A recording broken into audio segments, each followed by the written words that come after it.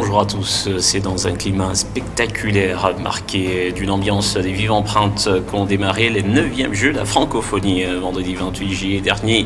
Au cœur des analyses de l'entretien avec Patrick Afimbi. Bienvenue à vous. Vous êtes président de la Ligue des jeunes à UDPS Fédération 3 de Lubumbashi. Vous êtes acteur politique.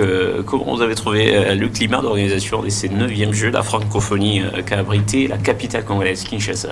Merci pour l'invitation, monsieur le journaliste. Pour nous, c'était des sentiments de joie.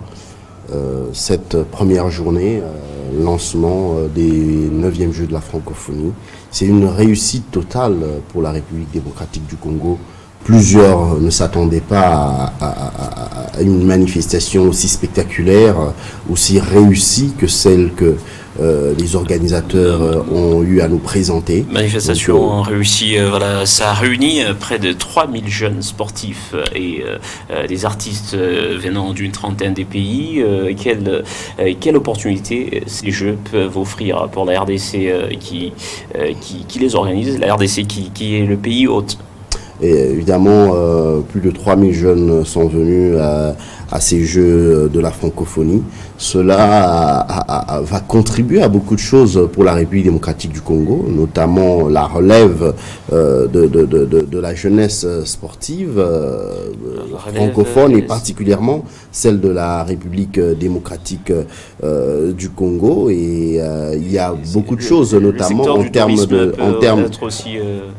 oui, évidemment, le secteur du tourisme, parce que nous avons reçu plusieurs délégations de plus d'une trentaine de pays, presque une quarantaine de délégations, des gens venus de plusieurs pays qui n'ont jamais découvert la République démocratique du Congo, la culture de la République démocratique du Congo, et qui aujourd'hui viennent découvrir ce pays fabuleux, et cela va beaucoup contribuer dans le secteur du tourisme à attirer encore plus pas seulement des visiteurs, mais aussi des investisseurs.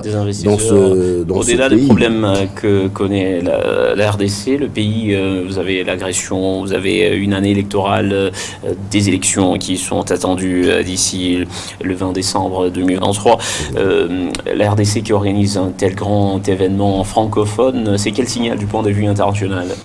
Sur le plan diplomatique, je pense que c'est aussi un très bon signal, parce que cela nous a permis de lancer encore un message sur une grande tribune, le message que le président de la République a eu à lancer, celui de rappeler au monde que la République ces jeux sont forts en symbole, entre autres parce qu'ils marquent la solidarité des francophones avec les Congolais victimes d'une agression injuste dans l'est de leur pays. Évidemment, une solidarité entre les pays francophones, mais la République démocratique du Congo est victime d'agression du Rwanda, qui est évidemment un pays membre de la francophonie, mais malheureusement nous sommes victimes, et c'est pourquoi le président de la République a eu à mettre en action sur ce point-là de solidarité, d'entraide, d'unité, mais nous voyons un pays membre francophone qui agresse le plus grand pays francophone, évidemment la République démocratique du Congo. Donc pour nous c'est désolant, et je pense que c'est une occasion pour rappeler à la communauté internationale cette injustice que nous constatons de l'absence des condamnations fermes, même sur le plan économique, de notre agresseur, c'est-à-dire la République, le Rwanda, qui agresse notre pays. Nous demandions si c'était l'inverse. Comment vous jugez l'absence de la secrétaire générale de la francophonie, l'Organisation internationale de la francophonie, Louise Mushikiwabo, qui a évoqué ces raisons? Cela ne nous étonne pas. Pour nous, cette dame ne devait pas venir en République démocratique du Congo. Ça aurait été une aberration. Comment vous avez trouvé les raisons qu'elle a avancées, elle qui est la secrétaire général les raisons de la francophonie. Les raisons ne tiennent pas debout. Les raisons, tout le monde les connaît. Ce sont les tensions qu'il y a entre la République démocratique du Congo et le Rwanda. Et d'ailleurs, dire qu'elle devait être invitée, comment elle devait être invitée à sa propre organisation. Mais c'est la francophonie qui organise cette manifestation avec la République démocratique du Congo. On devrait lui envoyer une invitation en tant que qui, bon, je me le demande. Mais la personne qui l'a représentée, est-ce qu'elle a reçu une invitation? Je ne pense pas. Donc pour nous, nous pensons que les raisons qui ont été évoquées les raisons avancées sont politiques dès sa part. C'est une stratégie tout simplement communicationnelle qu'elle a eu à employer pour avancer ces raisons-là. Mais c'est un secret de polichinelle. Tout le monde sait que la tension qu'il y a entre le Rwanda et la République démocratique du Congo et Louise Mushikiwabo est parmi les ténors du régime de Paul Kagame, ce régime sanguinaire qui agresse la République démocratique du Congo. L'avoir aux côtés du président de la République, Félix Antoine Tshisekedi, pendant cette période où nous avons encore une fois de plus l'armée rwandaise qui a fait une nouvelle incursion sur le territoire congolais. Cela n'aurait pas sonné très bien, non seulement aux yeux du peuple congolais, même aux yeux de la communauté internationale, sur qui nous comptons pour nous soutenir dans cette guerre qui nous est injustement imposée. Donc, cette absence de la secrétaire générale de la francophonie serait l'une des conséquences des relations tendues, relations diplomatiques tendues entre les deux pays, la RDC et le Rwanda? Évidemment, c'est une conséquence des relations tendues entre nos deux pays. Vous vous souvenez, récemment, il y avait l'audit du fichier électoral et la population congolaise ne pouvait pas supporter de voir l'OIF venir auditer le fichier électoral de la République démocratique du Congo. Pas parce que c'est l'OIF, mais parce que c'est... C'est désisté pour auditer.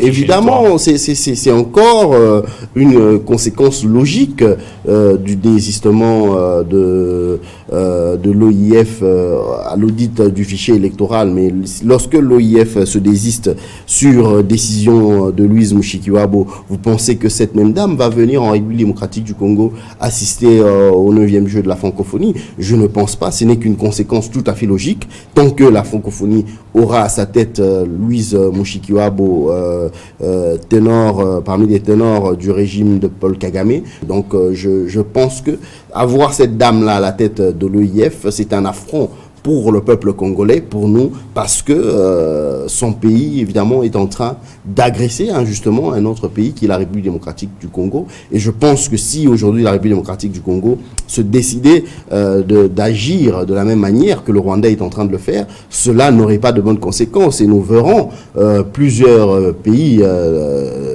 de la communauté internationale chercher à condamner le pouvoir actuel. Nous avons vu la réaction de l'ambassadeur de l'Union européenne en poste à Kinshasa qui a voulu s'attaquer à l'État congolais suite aux propos tenus par Monsieur Justin Bitakwira.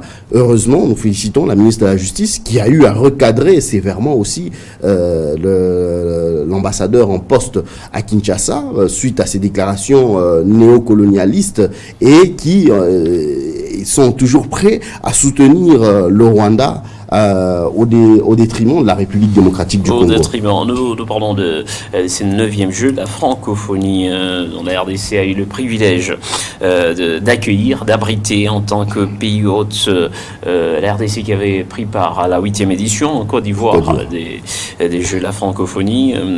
Comment vous trouvez ce privilège d'obtenir la première place en tant que premier pays francophone au monde, la RDC? Je pense que c'est évidemment une très bonne chose parce que sur le plan diplomatique, cela nous met dans une bonne position dans le cercle des pays francophones, mais nous devons avoir des résultats, les résultats escomptés, c'est-à-dire par exemple le soutien indéfectible et haut et fort des États francophones à la République démocratique du Congo qui actuellement est injustement agressée par le Rwanda et la condamnation de tous les États francophones du Rwanda suite à son agression de la République démocratique du Congo. Je pense que cela pourra valoriser notre place au sein de l'OIF. Mais tant que nous allons continuer à vivre dans cette hypocrisie avec les autres États, moi je ne pense pas qu'il y aurait nécessité de continuer à être au sein de l'OIF avec tous ces millions de personnes que nous sommes en train de perdre dans la partie orientale de la République démocratique du Congo. Déjà l'ouverture qui était marquée par une ambiance riche en spectacles émouvants. Comment vous avez jugé la solidarité des participants, plusieurs pays plusieurs ambassadeurs des pays francophones qui sont arrivés à Kinshasa pour prendre part à ce grand événement. L'ambiance était vraiment au top. Nous tenons à remercier tous les participants et à féliciter les organisateurs pour ce spectacle riche en couleurs qui nous a été offert. Évidemment, sur le plan sportif, cela a marqué la solidarité. Vous avez vu même sur les visages de tous les participants à ces 9e Jeux de la francophonie qu'il y a une certaine solidarité entre les sportifs qui sont venus avec ceux de la République démocratique du Congo.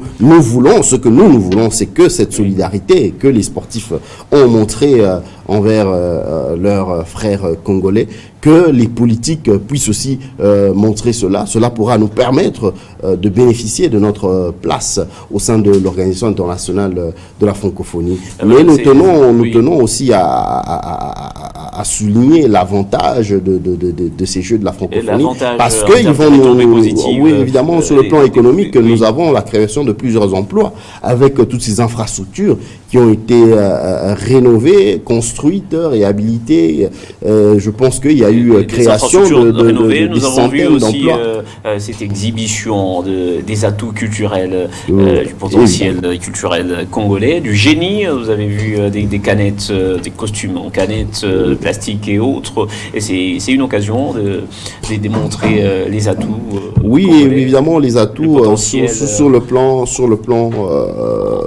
artistique et en termes de créativité. Nous avons vu en termes d'habillement, nous avons vu plusieurs sapologues marcher dans ce stade des martyrs. Je pense que pour nous, c'est une preuve, encore une fois, des atouts que la République démocratique du Congo. Et c'était aussi un message à l'environnement. Je pense l'utilisation de ces bouteilles en plastique et autres, c'est aussi un message d'interpellation sur le plan environnemental, interpellation pas seulement pour la République démocratique du Congo, mais pour tous ces pays qui participent, que nous devons lutter pour la préservation de l'environnement et voir comment recycler tous ces déchets en plastique que nous ne cessons de produire.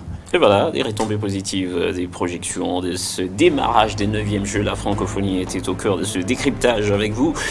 Patrick Ofumbi, je rappelle, vous êtes président de la Ligue de jeunes UDPS Fédération de Lubumbashi, acteur politique. Merci d'être passé sur ce plateau des questions d'actualité consacré aux Jeux de la francophonie. C'est moi qui vous remercie, monsieur le journaliste. Merci, madame, messieurs. Par ici s'achève votre émission. Retrouvez le prochain rendez-vous demain. Au revoir.